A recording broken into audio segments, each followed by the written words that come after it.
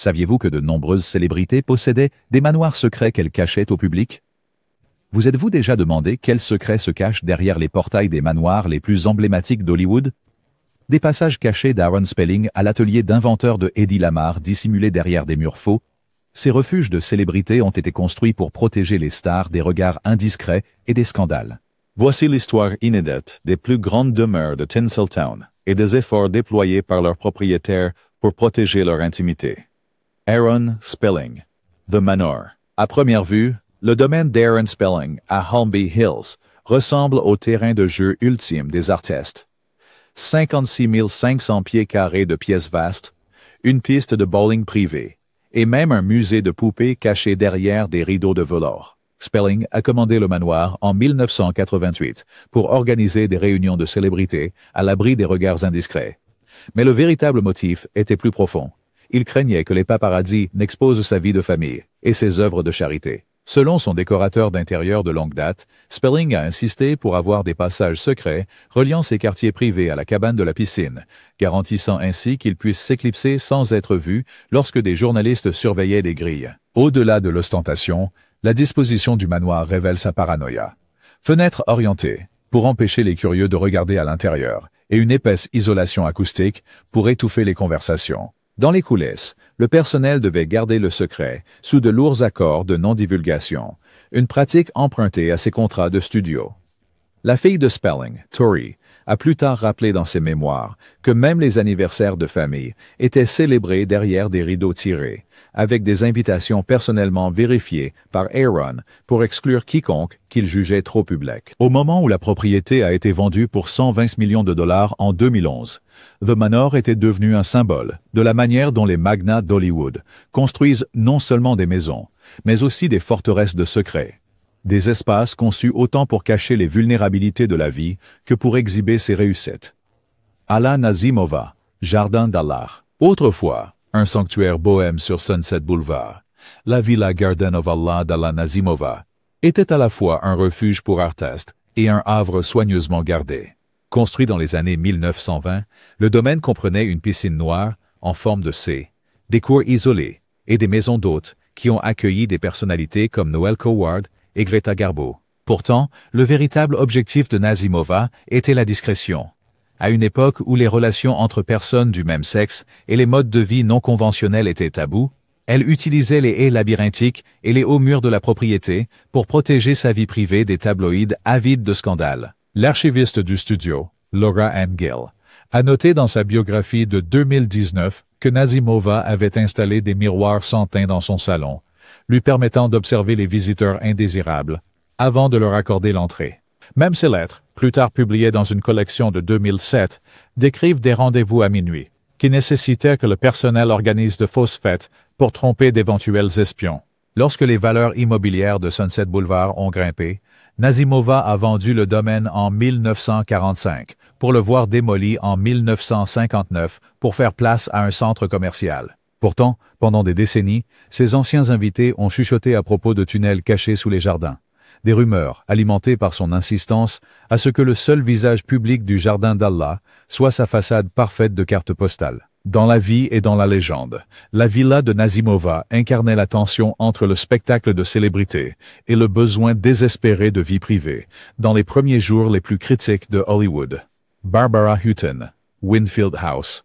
La maison Winfield de Barbara Hutton était un monument à la richesse et à son désir tout aussi immense de solitude. L'héritière Woolworth a acquis le domaine de Holmby Hills à la fin des années 1940, transformant le manoir d'origine de style Tudor en un complexe de 10 000 pieds carrés, doté de jardins secrets et d'une salle de projection privée. Malgré sa fortune et sa renommée en tant que pauvre petite fille riche, Hutton se méfiait à la fois de la presse et des fêtards, craignant que quiconque admis puisse révéler des détails de sa vie personnelle tumultueuse. 5 mariages échoués, des batailles prolongées pour la garde des enfants et des rumeurs chuchotées de mauvaise gestion financière. Selon le biographe de Hutton, John Pearson, elle a installé une pièce de panique attenante à la chambre principale, accessible uniquement par un panneau dissimulé dans le mur, équipé de provisions d'urgence et d'une ligne téléphonique directe vers son avocat. Les imposants portails en fer forgé du domaine ne portaient pas de numéro d'adresse, frustrant les visiteurs non invités. L'approche amie de Hutton, Lady Pamela Mountbatten, plus tard révélé que les invités arriveraient à une entrée secondaire et seraient conduits par des chauffeurs, les yeux bandés jusqu'à la maison principale, une mesure extrême pour empêcher quiconque de cartographier la propriété. Winfield House est resté le refuge de Hutton jusqu'à sa mort en 1979. Une forteresse construite pour la protéger du monde même qu'il admirait. Un témoignage de l'isolement engendré par un privilège extraordinaire. Betty White, maison à Brentwood. La résidence discrète de style mid-century de Betty White à Brentwood dissimulait une sophistication cachée. Bien que la façade modeste de la maison et l'arrière-cour accueillante pour les animaux reflétaient la personnalité publique de White, chaleureuse, accessible et obsédée par les animaux, elle abritait également des dispositifs de sécurité avancés installés dans les années 1970, alors qu'elle accédait au statut de superstar des sitcoms. White, toujours consciente de l'adoration de ses fans et des occasionnels harceleurs, a équipé la propriété d'un interphone à sens unique et de verrous de portail télécommandés bien avant que cette technologie ne devienne courante. Dans son autobiographie autorisée, White a raconté comment, pendant le tournage de The Mary Tyler Moore Show, elle se retirait dans une aile de bureau, cachée accessible par une bibliothèque coulissante pour répondre à des appels sensibles des producteurs ou pour décompresser après de longues journées. Un jardinier de longue date a confié au Los Angeles Magazine que les épaisses haies entourant la cour n'étaient pas seulement décoratives. Elles dissimulaient des détecteurs de mouvement reliés à des alarmes intérieures. Même les chiens bien-aimés de White faisaient partie du plan de sécurité. Ils étaient entraînés à alerter au son des drones ou des caméras au-dessus, un premier moyen de dissuasion contre les paparazzis envahissants. Bien que White n'ait jamais discuté publiquement de ces mesures, des amis ont noté qu'elle tenait farouchement à sa vie privée, préférant partager des anecdotes sur sa carrière plutôt que sur son sanctuaire personnel. À la fin, sa maison à Brentwood se dressait comme un témoignage silencieux d'une star qui savait équilibrer l'accessibilité avec une frontière tacite entre sa chaleur publique et sa vie privée. Buster Keaton, domaine de Beverly Hills. Le manoir légendaire de l'ère du muet de Buster Keaton à Beverly Hills était aussi inventif que l'homme lui-même. Construit en 1925, le domaine de 20 pièces comportait une piscine de style romain, avec des mosaïques, un ruisseau à truites traversant les jardins et une salle de projection cachée où Keaton visionnait ses propres cascades. Pourtant, sous ses touches fantaisistes, se cachait un effort délibéré pour contrôler son image et son espace personnel. Après une série de films désastreux et un divorce douloureux dans les années 1930, Keaton est devenu méfiant envers les studios prédateurs d'Hollywood. Selon des lettres d'archives découvertes dans la collection familiale Keaton, il a installé des rideaux occultants et des isolations acoustiques pour s'assurer que les voisins et les espions des studios ne puissent pas surveiller ses allées et venues. Le ruisseau à truites faisait également office de détecteur de mouvements précoces. Tout intrus marchant sur les pierres immergées faisait onduler l'eau, alertant le personnel sur place. La biographe de Keaton, Marion Mead, note que le comédien entretenait également un réseau privé de tunnels reliant le garage au sous-sol de la maison, lui permettant de disparaître sans être vu lorsqu'il avait besoin de solitude ou souhaitait éviter les négociations de contrat. Les plafonds voûtés et les recoins cachés du domaine reflétaient le besoin de Keaton de jouer selon ses propres termes, construisant littéralement un monde où il pouvait être à la fois créateur et spectateur. Bien que la propriété ait été vendue après sa mort en 1976, elle reste un rappel physique d'un génie qui a construit son propre refuge contre l'industrie même qui applaudissait chacun de ses mouvements. Cary Grant, refuge à Beverly Hills. Pour Cary Grant, l'idée même d'une maison devait être aussi sophistiquée que son personnage à l'écran. En 1939, il a acquis un domaine serein, niché derrière des haies soignées et des portails en fer forgé, avec des jardins luxuriants, des alcôves secrètes et un tunnel souterrain discret menant à une maison d'amis privée. Le désir de dissimulation de Grant provenait d'une jeunesse turbulente. Son vrai nom était Archibald Leach, et il a fui une enfance abusive en Angleterre pour se réinventer à Hollywood. Dans ses mémoires publiés à titre posthume, Grant a décrit comment il avait installé des fenêtres miroirs et une série de verrous entrelacés pour se protéger de l'attention indésirable des fans et de la presse. Le tunnel, s'étendant sur plus de 50 pieds sous la pelouse principale, lui permettait d'apparaître inaperçu lors des fêtes dans le jardin, maintenant l'illusion de spontanéité. Des architectes paysagistes ont révélé plus tard que certaines statues dans le jardin de roses servaient également de caméras rotatives, transmettant des images en direct à une salle de contrôle à l'intérieur de l'homme. Maison principale. Des amis proches ont depuis confirmé que Grant se retirait dans un salon fumeur caché, doté de murs insonorisés, chaque fois qu'il avait besoin de se détendre après de longues nuits sur le plateau. Ce design méticuleux a donné à Grant la liberté de créer sa propre intimité, transformant son refuge de Beverly Hills à la fois en sanctuaire et en scène où il jouait le rôle ultime, lui-même, sans être observé ni sous pression. Cass Elliot, maison de Laurel Canyon. La résidence de Cass Elliot à Laurel Canyon est devenue légendaire comme le berceau des harmonies de Crosby, Stills et Nash. Mais le principal motif d'Elliot dans sa conception était la protection, à la fois de la frénésie rock'n'roll et des tabloïds impatients de sensationnaliser sa vie. En 1968, elle a acheté une villa de style espagnol, perchée au-dessus du canyon. Sa façade obscurcie par des eucalyptus et du lierre. D'après des interviews publiées dans le magazine Rolling Stone, Elliot avait équipé la propriété d'un ancien système de circuit fermé, lui permettant de surveiller l'allée depuis sa chambre avant de descendre pour accueillir des invités inattendus. Elle craignait à la fois les harceleurs et les chroniqueurs qui pourraient divulguer ses combats personnels, ses luttes avec son image de soi et les pressions de la célébrité soudaine. Le salon spacieux de la maison faisait également office d'espace de répétition privée. Elliot a exigé des panneaux insonorisants rétractables pour que sa voix retentissante ne résonne pas dans le canyon, à la portée de tous. Les invités se souviennent d'une porte latérale cachée derrière une bibliothèque du sol au plafond, qu'Elliot utilisait pour s'éclipser des sessions de jam improvisées quand elle avait besoin de calme. Bien que la maison ait accueilli des rassemblements légendaires, Joni Mitchell a décrit une fois l'écriture de paroles près du bassin de carpe. L'architecture soignée d'Elliot veillait à ce qu'elle ait toujours une stratégie de sortie. Après sa mort prématurée en 1974, la maison est devenue un sanctuaire pour les fans. Mais à son apogée, elle était avant tout un bastion de calme pour une star dont la vie était tout sauf calme. Charlie Chaplin, maison à Beverly Hills. La résidence de Charlie Chaplin à Beverly Hills, achetée en 1919, était un témoignage fantaisiste de son génie comique et une forteresse stratégique contre les controverses tourbillonnantes d'Hollywood.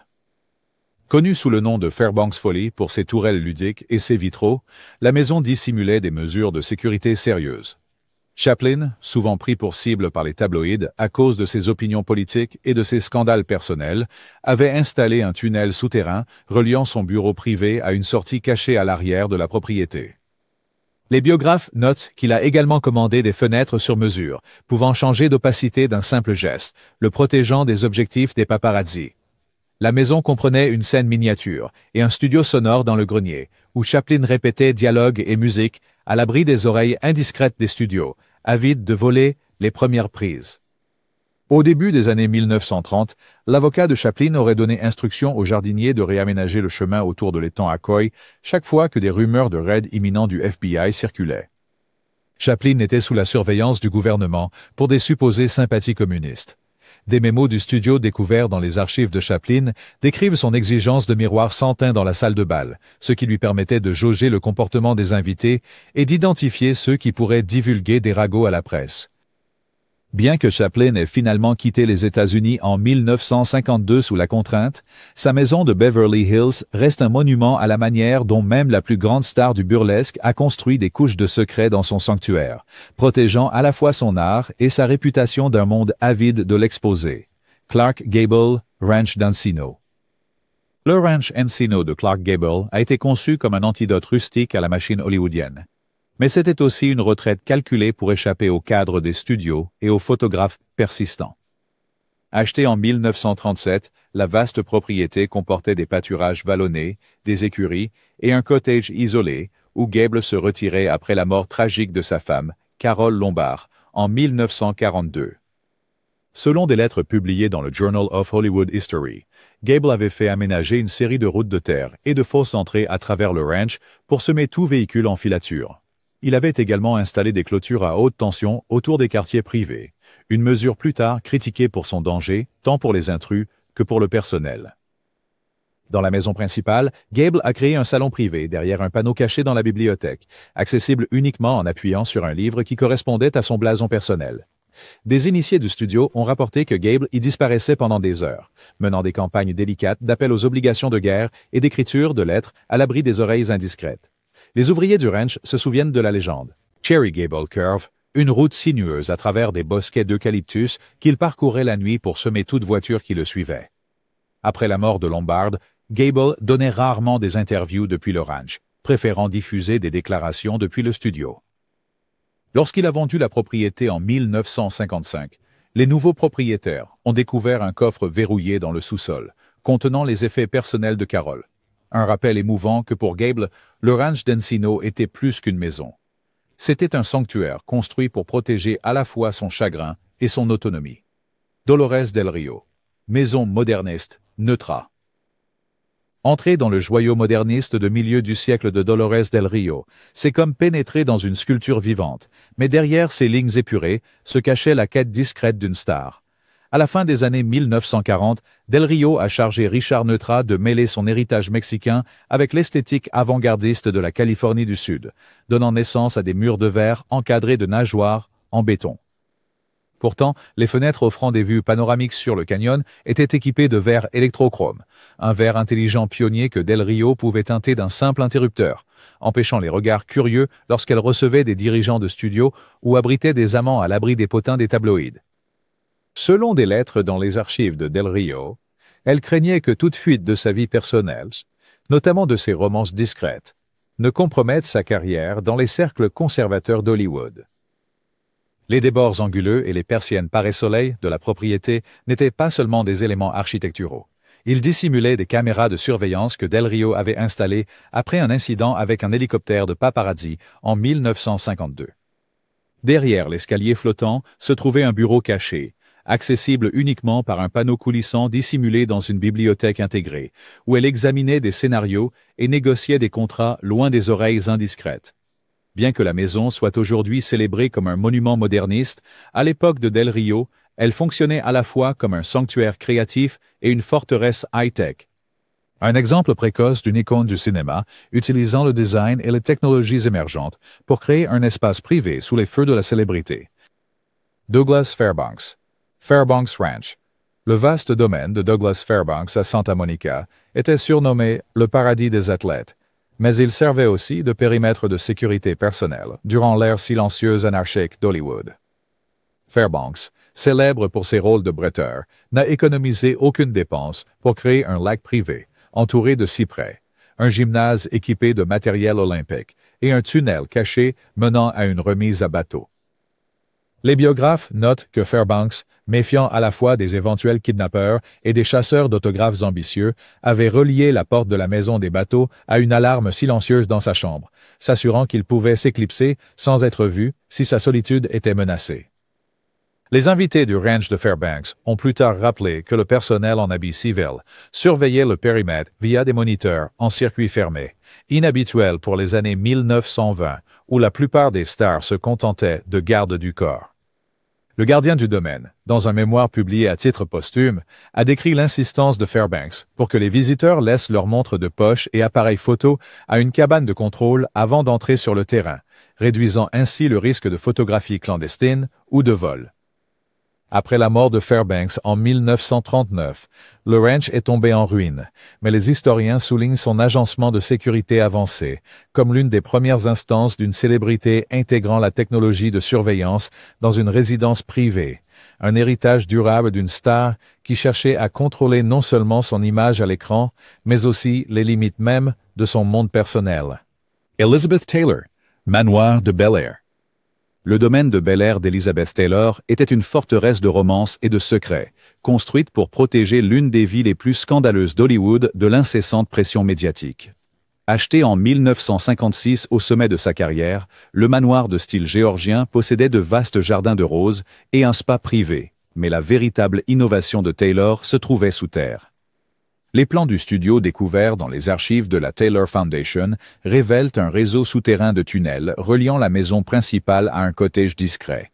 La réponse de Taylor pour s'assurer que Richard Burton, son amour secret avant le dépôt des papiers de divorce, pouvait entrer et sortir sans provoquer de gros titres. L'assistant personnel de Taylor, dans des interviews enregistrées pour une biographie de 2005, a rappelé comment les tunnels étaient tapissés de panneaux insonorisés et doucement éclairés par des appliques cachées pour étouffer les pas et les flashs des appareils photo. La façade du manoir était délibérément conçue pour ressembler Toujours un manoir britannique majestueux, détournant l'attention de ses caractéristiques de sécurité moderne. Éclairage extérieur activé par mouvement, miroir sans teint dans la salle à manger, et poste de garde privé à chaque portail, surveillé 24 heures sur 24, 7 jours sur 7. La peur de Taylor que les paparazzi exposent ses relations tumultueuses, d'abord avec Mike Todd, puis avec Burton, l'a poussé à considérer Bel Air à la fois comme un foyer et un centre de commandement opérationnel. Après la mort de Taylor en 2011, le domaine a été vendu à un acheteur privé qui a scellé les tunnels. Mais pendant des décennies, ils ont été des témoins silencieux d'une histoire d'amour que le monde ne devait jamais voir. Errol Flynn, Mulholland Farm. La retraite d'Errol Flynn dans les collines d'Hollywood était plus qu'une simple cachette de flibustier. C'était un antre de confidentialité soigneusement conçu pour l'acteur célèbre pour son audace à l'écran et ses excès en dehors. Acquise en 1942, Mulholland Farm était perchée sur un flanc de colline escarpé, accessible uniquement par une seule allée sinueuse, que Flynn appelait en plaisantant l'épée de Damoclès. Un faux pas, et on dévalerait le canyon en contrebas. Mais la véritable sécurité venait de l'obsession de Flynn pour les passages secrets. Derrière le panneau faux de la bibliothèque, il a creusé un escalier caché descendant vers un bar en sous-sol où il divertissait des amis proches et des invités notoires, comme John Dillinger, à l'abri des regards indiscrets. Dans des lettres maintenant conservées aux archives de Warner Brothers, Flynn écrivait qu'il avait installé des judas dans les murs de sa maison d'hôte, lui permettant de voir les arrivées avant de décider de le saluer. Il employait également d'anciens signaleurs militaires pour installer un réseau de drapeaux sémaphores dans les jardins, lui permettant d'envoyer des messages silencieux à son personnel concernant des visiteurs imminents ou des hélicoptères de presse indésirables au-dessus. Bien que la consommation excessive d'alcool et le jeu de Flynn faisaient la une des journaux, peu de gens connaissaient les sanctuaires souterrains qui protégeaient sa vie privée. La ferme Mulholland est devenue le site de fêtes légendaires, avec des démonstrations de tirs au pistolet, tout en évitant les fuites scandaleuses grâce aux couloirs secrets que Flynn avait intégrés dans ses fondations. Frank Zappa, maison de Laurel Canyon. La propriété de Frank Zappa à Laurel Canyon présentait une ambiance détendue et bohème depuis la rue. Mais une fois à l'intérieur, les visiteurs découvraient un complexe étonnamment fortifié, conçu pour un maximum de confidentialité et de discrétion. Au cœur de la maison principale se trouvait un studio d'enregistrement caché, camouflé par des étagères allant du sol au plafond, qui semblaient n'être rien de plus que des murs de bibliothèque standard. Derrière ces étagères, Zappa avait installé des capteurs de pression, reliés à un système d'alarme sophistiqué, une caractéristique méticuleusement conçue pour dissuader les entrées non autorisées. Les terrains extérieurs renforçaient encore un sentiment d'isolement. Zappa a planté des bosquets de bambous denses autour du périmètre de la propriété, créant une barrière naturelle qui bloquait à la fois la vue depuis la route et aidait à atténuer le son émanant de son studio. Au-delà du bambou, des haies hautes et des arbres formaient plusieurs couches de feuillage, garantissant qu'aucun regard ou oreille indiscret ne trouverait de point de vue clair. En plus de l'aménagement paysager stratégique, Zappa a placé une caméra en circuit fermé au-dessus de la porte du studio, dont le flux était dirigé vers un petit moniteur dissimulé dans un placard de rangement. Cela lui permettait de surveiller les allées et venues de toute personne arrivant au studio sans interrompre le travail en cours. À l'intérieur, la maison était équipée de divers dispositifs de sécurité électrique qui pouvaient l'alerter des mouvements dans les couloirs clés. Même les espaces innocents comme le foyer et le salon étaient dotés de capteurs de mouvement discrets, conçus pour détecter et enregistrer chaque nouvelle présence. Dans toute la résidence, Zappa maintenait une esthétique qui combinait une touche avant-gardiste avec des couches presque invisibles de sécurité technologique. Les murs et les sols étaient soigneusement isolés pour contenir davantage le son, de sorte que toute répétition ou session privée restait strictement confidentielle. En mélangeant des éléments créatifs avec des mesures de protection avancées, il a créé une maison qui était à la fois refuge, espace de travail et forteresse, un témoignage d'un musicien qui refusait de compromettre sa vie privée ou sa sécurité dans son domaine personnel. John Harlow et Paul Bern, Manoir du meurtre. Avant qu'elle ne soit démolie, la maison de Beverly Hills, où Jean Harlow a brièvement vécu avec Paul Bern, était un exemple frappant de la tendance d'Hollywood au début à intégrer des caractéristiques de sécurité haut de gamme. Bien que la façade semblait typique des propriétés de luxe de la région, le couple avait discrètement transformé l'intérieur en un lieu fortifié par des systèmes de surveillance innovants pour l'époque. Dans le grand hall d'entrée, Bern avait installé une forme précoce de télévision en circuit fermé, permettant aux résidents d'observer quiconque s'approchait de la porte d'entrée avant de leur accorder l'accès. Une fois les visiteurs à l'intérieur, la maison présentait d'autres preuves de l'engagement de Bern envers la confidentialité et le contrôle. Presque toutes les portes intérieures ont été équipées de verrous supplémentaires, garantissant que l'accès entre les pièces pouvait être strictement contrôlé. Même les passages menant à des sections moins fréquentées du manoir étaient équipés de ces serrures, reflétant un désir de maintenir des frontières strictes. Des mesures de sécurité supplémentaires comprenaient des fenêtres renforcées et des interrupteurs d'alarme cachés dans des emplacements clés, permettant aux occupants de demander de l'aide discrètement si nécessaire. Bern employait également une équipe de garde 24 heures sur 24, stationnant au moins un surveillant sur la propriété en permanence. Les rondes des gardes les faisaient passer par des couloirs dissimulés et des escaliers de service qui n'étaient pas immédiatement visibles pour les invités de passage. Ces corridors cachés offraient des points de vue sécurisés, d'où le personnel pouvait surveiller l'activité dans la maison sans attirer l'attention. Bien que l'élégance extérieure de la maison suggérait une résidence raffinée d'Hollywood, chaque détail structurel à l'intérieur servait un double objectif de sécurité et de secret. Même les pièces richement décorées avec des ornements contenaient de petits judas habilement dissimulés. Depuis derrière ces panneaux, on pouvait discrètement observer des conversations ou vérifier l'identité des visiteurs se déplaçant de pièce en pièce. Depuis longtemps démoli, le soi-disant Murder Mansion a laissé derrière lui un héritage de la mesure à laquelle certains à Hollywood iraient pour préserver leur intimité, derrière des portes closes. Gloria Swanson, Casa del Sol. La Casa del Sol de Gloria Swanson, située sur North Bedford Drive, était un grand manoir hispano-mauresque qui reflétait son goût pour le drame tout en satisfaisant son désir de solitude. L'extérieur de la propriété présentait des murs en stuc classique, des tuiles de toit en terre cuite et des portes en bois finement sculptées qui ouvraient sur une série de cours ornées. Aux côtés de jardins luxuriants et de fontaines, les terrains du manoir étaient supposément dotés de tunnels cachés, des passages qui auraient apparemment relié le boudoir de Swanson à une sortie discrète sur une rue latérale. À l'intérieur, la résidence affichait un mélange de glamour hollywoodien classique et d'adaptations sécuritaires ingénieuses. Swanson avait fait installer des portes renforcées en acier dans des zones clés, notamment sa suite privée et un salon où elle tenait de nombreuses réunions personnelles. Dans ce salon, elle a également installé des miroirs sans teint, habilement conçus pour ressembler à des panneaux décoratifs. Ces miroirs lui permettaient d'observer des interactions sans être vue, s'assurant ainsi qu'elle pouvait examiner tout visiteur ou curieux qui pourrait entrer. La chapelle de la Casa del Sol, bien qu'utilisée pour la contemplation et de petites réunions, aurait contenu une alcôve dissimulée derrière un écran d'autel orné. Des éléments décoratifs comme les vitraux et les carreaux de mosaïque cachaient habilement ses caractéristiques secrètes. Swanson aurait utilisé un système de sonnettes caché dans toute la maison, permettant à son personnel de manipuler les portes, les volets et même d'effectuer des changements discrets d'éclairage sans attirer l'attention. Dans les couloirs labyrinthiques du manoir, des couches de plâtre épais dissimulaient des messages codés, des annotations que Swanson aurait laissées pour que le personnel de confiance puisse coordonner les allées et venues. Un réseau de coursiers privés livrait ces lettres et scripts les plus sensibles directement dans un passage verrouillé, près de l'entrée principale, contournant les circuits postaux standards. En orchestrant chaque détail de son espace de vie, Swanson a créé un refuge somptueux, mais fortifié, fusionnant le style opulent de l'âge d'or d'Hollywood, avec un engagement envers la vie privée personnelle et la liberté sans entrave. Harold Lloyd, domaine Greenock.